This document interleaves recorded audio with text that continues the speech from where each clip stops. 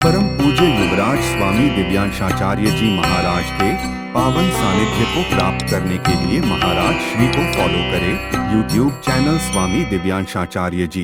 एक गोपी ने कहा, मैया देखो समझा लो अपने लाला को, नहीं तो किसी दिन फिर सोच लेना।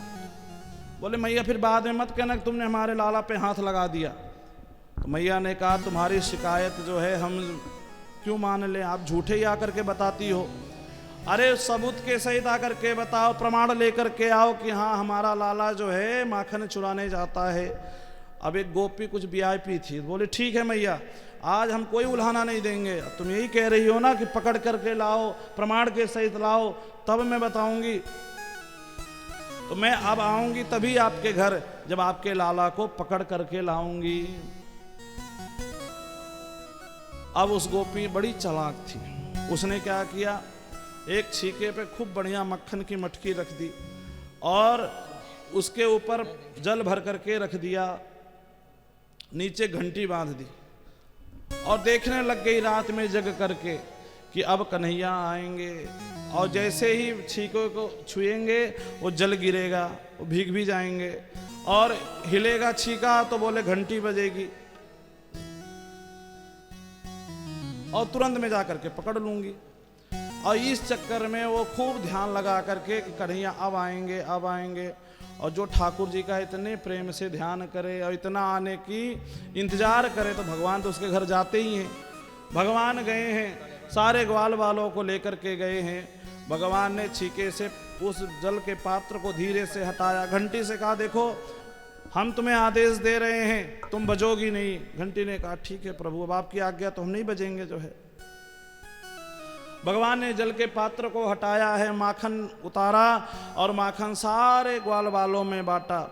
सब ने माखन खाया, घंटी नहीं बजी। और जैसे परमात्मा माखन को हाथ में लिया और अपने मुख में डाला, घंटी बजने लग गई। और जो घंटी बजी, गोपी दौड़ करके आई जो है, भगवान को पकड़ लिया। आज पकड़ में आए हो, तुम्हारी मैया कह रही थी ना कि पकड़ के दिखाओ, प्रमाण दिखाओ, आज मैं तुमको ले जा करके दिखाऊंगी। देखो तुम्हारा कन्हैया हमारे घर माखन की चोरी करने आया है। भगवान ने कहा रुक जाओ 2 मिनट, पहले घंटी से मिलने। इसको मैंने कहा था कि तुम बजना नहीं, और ये देखो हमारी बात नहीं मानी, इतना दुस्साहस इसका। अभी मैं बताता हूं इसको। भगवान ने घंटी को डांटने लग गए। घंटी ने कहा प्रभु हम आपकी आज्ञा का पूरा पालन किए, आपने कहा था कि हिलने पर बजना नहीं, मैं बिल्कुल नहीं बजी। आपने छीके से माखन को उतारा, मैं नहीं बजी। आपने अपने ग्वाल वालों को माखन बांटा, मैं नहीं बजी। लेकिन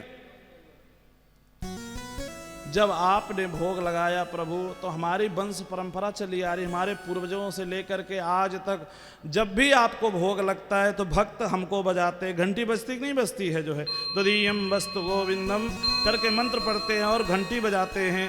तो बोले प्रभु आज जब आप भोग लगाने लग गए, अगर मैं नहीं बजती तो हमारे कुल की जो परंपरा चली आ रही है वो परंपरा टूट जाती, और हमारे पूर्वजों को हम क्या मुंह दिखाते। इसलिए हमने आपको भोग लगते ही बजना आरंभ कर दिया।